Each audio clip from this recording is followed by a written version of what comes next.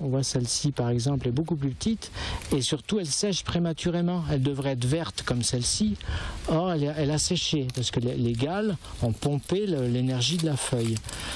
Marcel Fanguet craint pour sa récolte de châtaignes. Cette année, des boules de gales sont apparues sur presque tous les arbres. Il ne connaît pas encore l'impact que ça aura sur sa production, mais il peut déjà voir les trous dans le feuillage et les feuilles séchées de façon précoce. J'ai été quand même profondément touché parce qu'on en entendait parler, on s'est dit c'est au Japon après les années 50, c'était dans les années 2000 en Italie, on pensait qu'il viendrait mais on pensait en réchapper comme tout le monde et c'est vrai que on ne pensait pas que ça arriverait si vite. Et autant.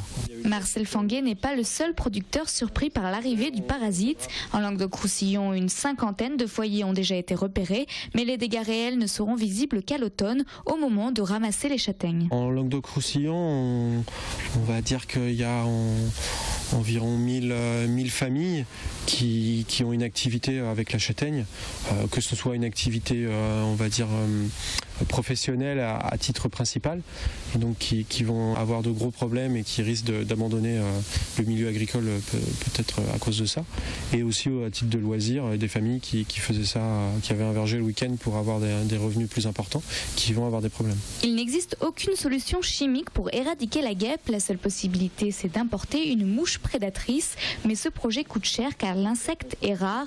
Avec l'introduction de la mouche, le syndicat national des producteurs de châtaignes espère revenir à l'équilibre d'ici 10 ans.